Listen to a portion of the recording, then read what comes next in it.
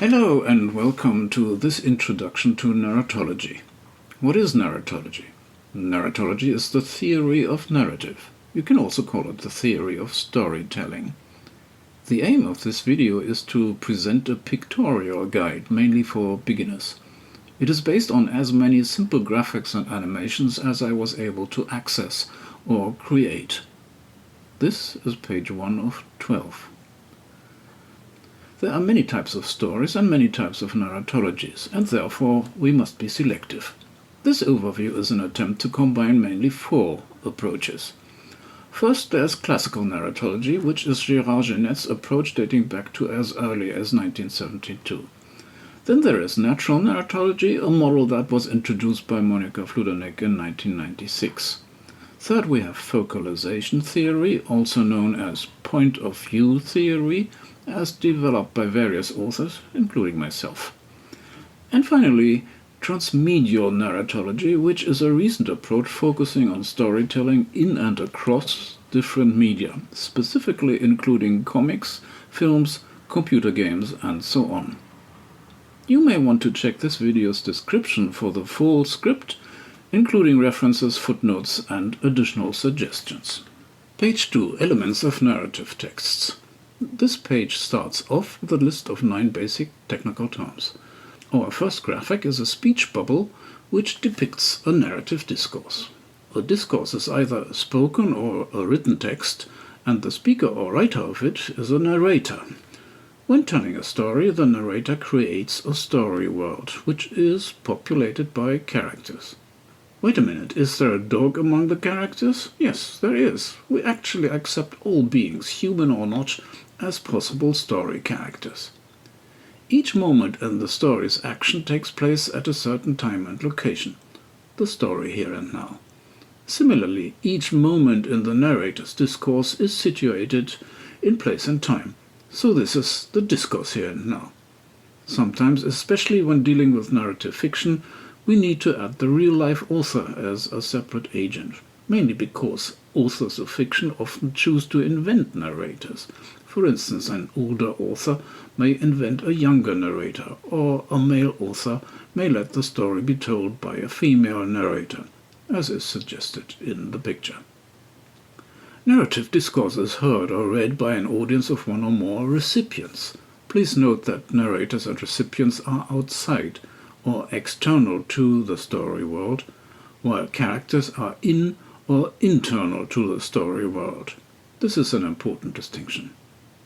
Finally, efficient storytelling usually depends on a certain amount of cooperation between narrators and recipients. Narrators will consider what's new or familiar to their audience and adjust their discourse accordingly. Likewise, recipients will try to be open-minded and constructive in their processing of the information provided, and if assumptions and expectations are largely compatible on both sides, we can speak of an implicit narrative contract between the 2 parties. But as we all know, contracts do get broken occasionally. That's all there is on this page. So far the definitions are all fairly obvious, as thankfully most definitions in natural narratology are, at least on the level of basics. When we come to the finer detail of all this, things will become a bit more challenging. Page 3. Homodiegetic and heterodiegetic texts. There are many types of narratives, but at this point let us focus on the 2 most important ones, namely first-person or homodiegetic narratives and third-person or heterodiegetic narratives.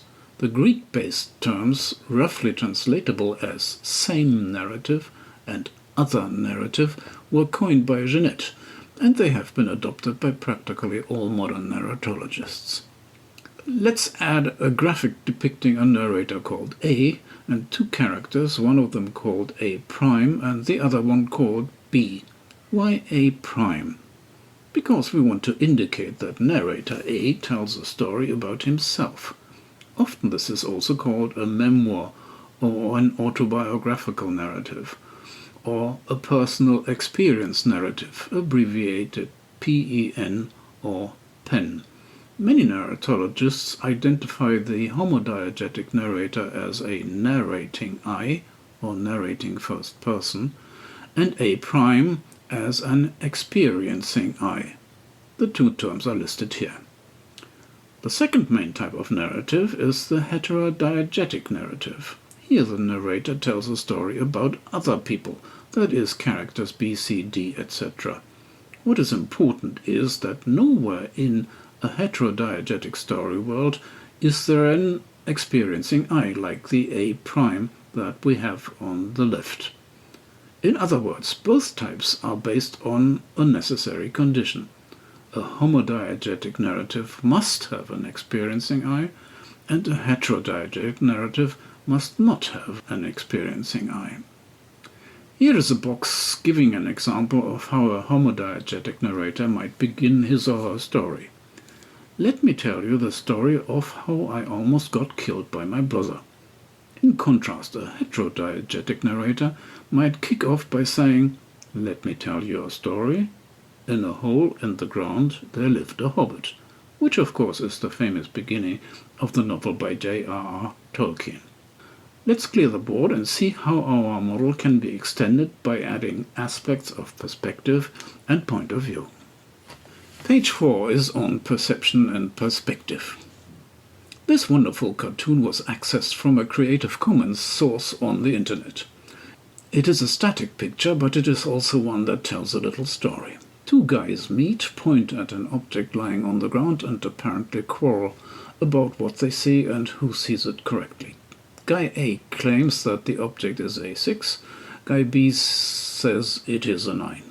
We can immediately understand why this is so, because we can easily adopt either A's or B's point of view and see the object just like they do, even if the two interpretations are contradictory.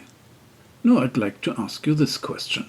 Does the picture offer any other perspectives? The answer is yes, because we as viewers, and also the artist who created the picture, see or saw the object in question from a different point of view.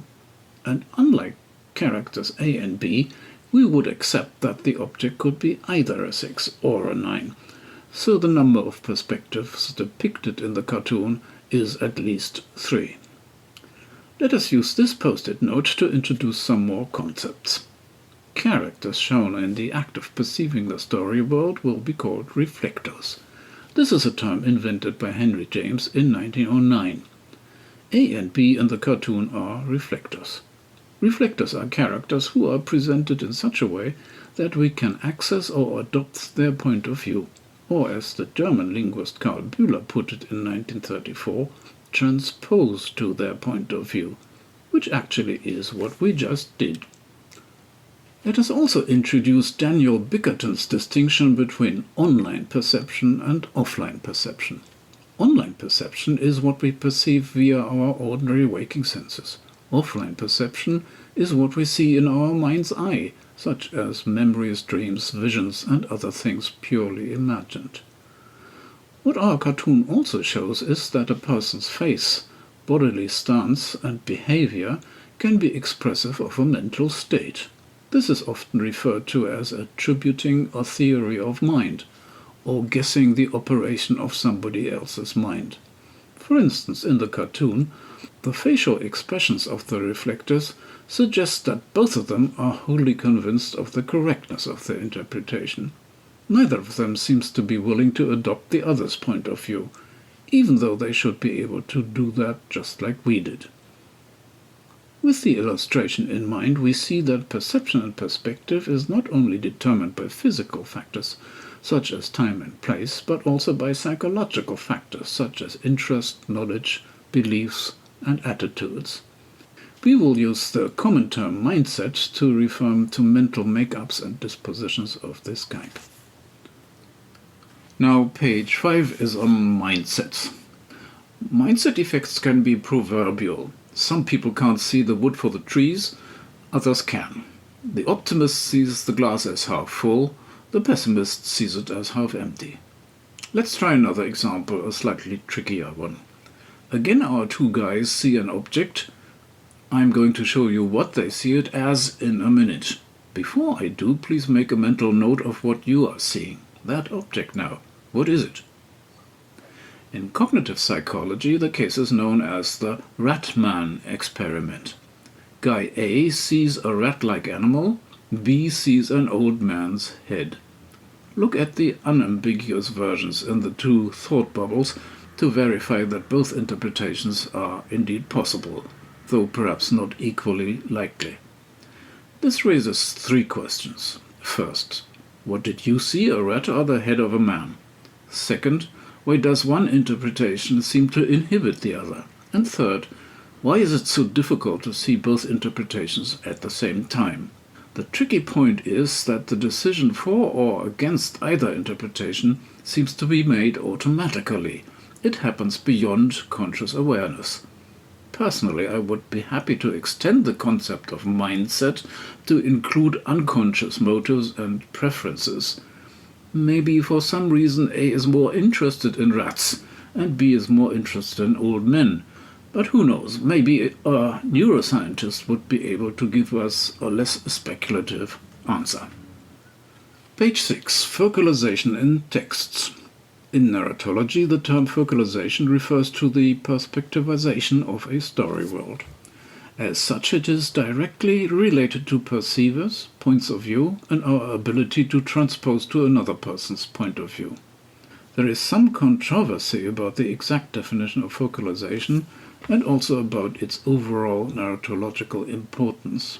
My view, as you can probably guess, is that it is hugely important. In fact, I think everything else depends on it.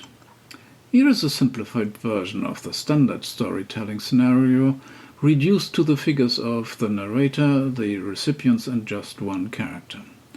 To this I now add this colored green bubble indicating the character's field of perception. Note the difference between the narrator's discourse bubble and the character's perception bubble. Please also call to mind that perception can be said to be colored by the perceiver's mindset. Once a character is used as a reflector, the narrative turns into a reflector mode narrative. That is, a story told from the point of view of a reflector. When a narrator opts for the reflector mode, we are invited to transpose to the reflector's point of view.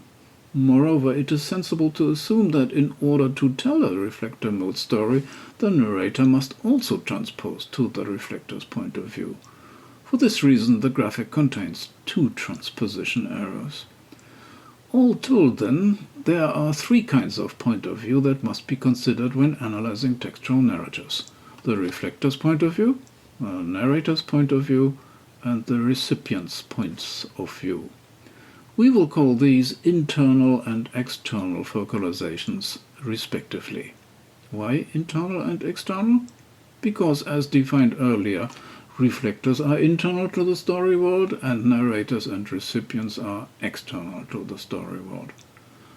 Note that being external to the story world does not mean that narrators and recipients are necessarily neutral or objective. Their perceptions are subject to time, place, and mindset conditions, too. Page 7. The composition of film. Earlier we spent some time listing the elements of textual narratives. Now let's do the same thing for the components of film. As we all know, a film is projected onto a screen and it is watched by an audience of spectators, or let's call them recipients as before. We also know that a film is produced by a team of creators, including a director, a scriptwriter, actors, composers, cinematographers, editors, and so on. The director obviously has a special status, and some directors more so than others. For example, in this screenshot, the whole film is credited to Alfred Hitchcock, and here it is Stanley Kubrick who gets credited for no less than 3 creative roles. From a narratological perspective, film is a special type of narrative communication. Its substance is not a text or a discourse, but a composition of audiovisual elements, as suggested in this tree diagram, which lists still and moving pictures, as well as various types of sound and music. Let us call the focal point where all of this is orchestrated a composition device, CD for short. The CD is just a theoretical construct, but it acts like a communicating instance without us having to associate it with any real-life people such as a director. Also, because film is a form of meaningful communication, the CD is likely to abide by the rules of a narrative contract. Film analysis usually begins by decomposing the film's various sources of information in order to assess their contribution to the composition as a whole. Often a central part of this exercise is to assess the relevance, the function, the effect, and the reliability of the data. A brief analysis of a film scene will be offered on page 12. And on page 8 we turn to focalization in film. The natural question is whether it is anything like focalization in texts. For instance, is what was called a reflector mode possible in film, and is it also possible for the recipients and the CD to transpose to a reflector's point of view? Well, we already assumed as much when discussing our original cartoon on page 4. And in film there is in fact a very remarkable special technique called the point of view shot that represents the reflector mode almost perfectly, perhaps even better than is possible in texts. Of course, as before, the recipients have their own point of view, and so does the CD. In all then, just like in textual narratives, the basic configuration comprises one type of internal focalization and two types of external focalization. Additionally, we must call to mind that a film can also make use of an on-screen or off-screen narrator, in which case yet another external point of view needs to be added to the overall scenario. Page 9. A master template of focalization. Focalization, as you may have gathered, is quite a complex field. The term was coined by Jeannette, and he used it to draw attention to an important distinction, namely the distinction between who speaks and who sees. The speaker of a narrative text, according to Jeannette, is a narrator, and the viewer in the text is a reflector. Reconsidering this 10 years later, Jeannette rephrased the reflector question as who perceives, a logical widening of the scope, obviously, but also one that lends itself to further modifications. Adding an object and an adverbial extension, we can ask who perceives what, how, and from which point of view. And we will use this version as our master template. And here's what it looks like with options added. In the subject or who slot, we can distinguish between external and internal subjects of perception. And as noted, external subjects are either creative subjects like the narrator, the author, and the composition device, or recipients like readers, hearers, or viewers. In the verb slot, we place the online-offline modes, and in the point of view slot, we register the time, place, and mindset conditions. Again, most of the parameters listed are plain, everyday concepts. In sum then, let focalization refer to the ways and means of presenting narrated worlds from the points of view of perceiving subjects.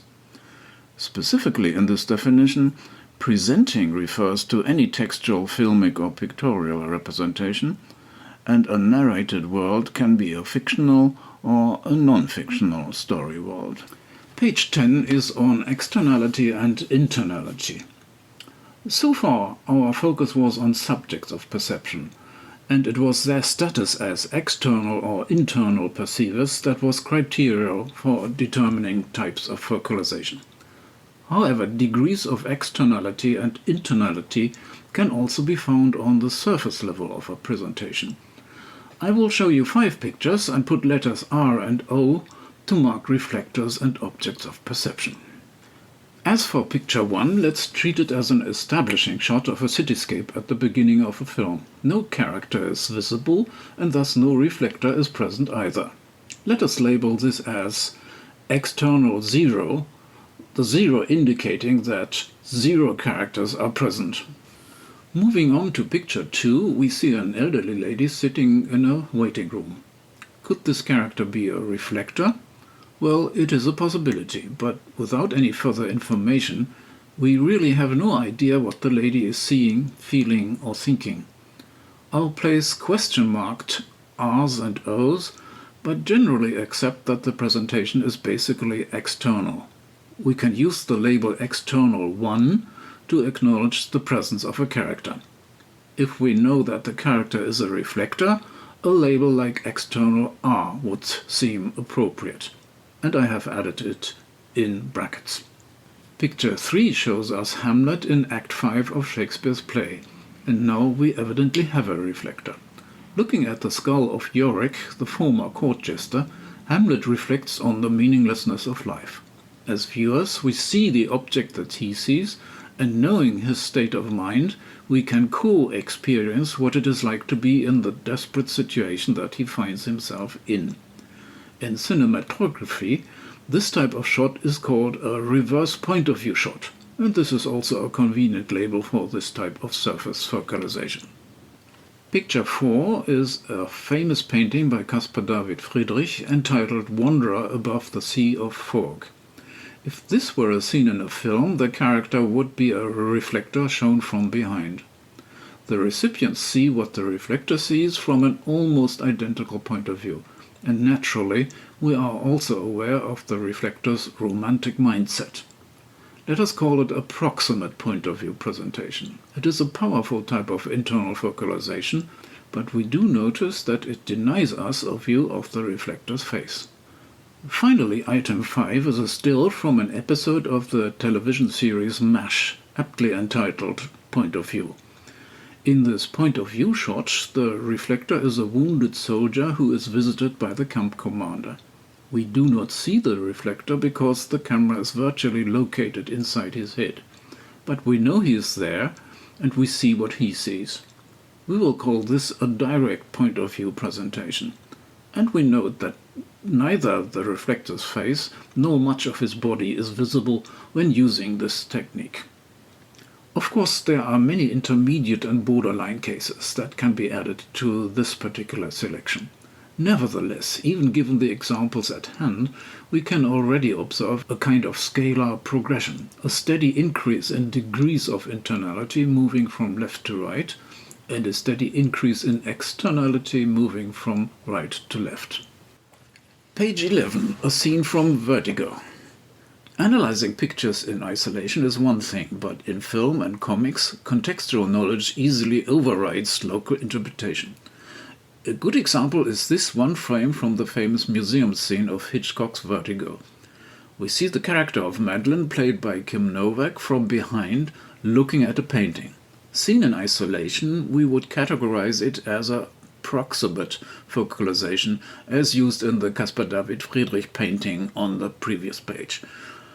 However, when seen in the context of its actual filmic sequence, it needs to be interpreted quite differently.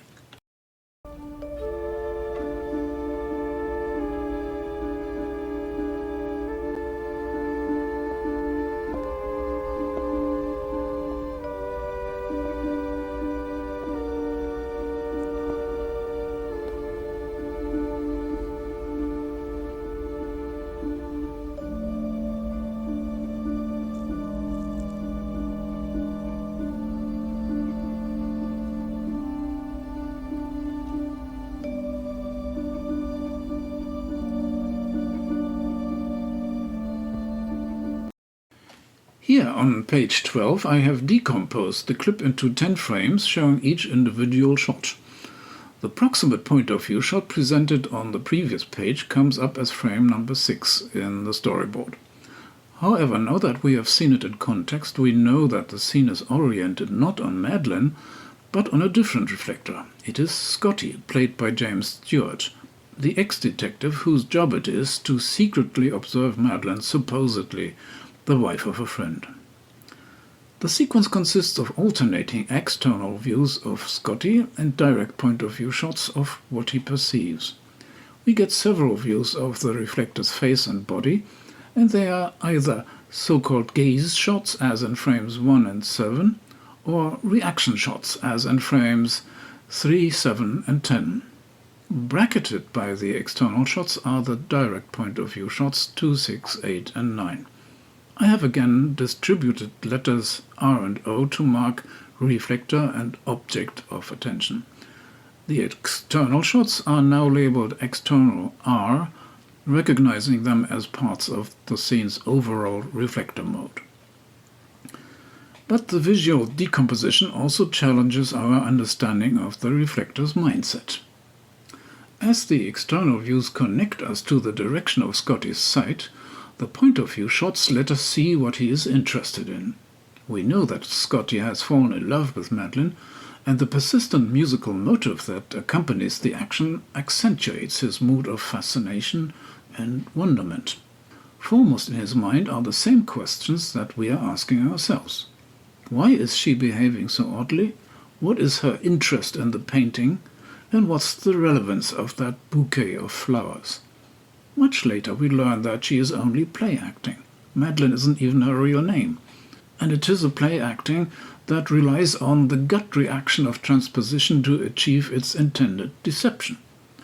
And the deception does its work, both on the reflector and the recipients. One of Hitchcock's often quoted comments is that he enjoyed playing his audience like a piano. In this case we see that there are two players, Madeline who plays Scotty and the director who plays the recipients. That's the end of the video, and hopefully it has served its purpose as a brief introduction, even if only by scratching the surface. Remember, notes and references are accessible from the description. If any of this has caught your interest, here's a possible to-do list. I'll say goodbye at this point. Thanks very much for your patience. Any comments, good or bad, are very welcome.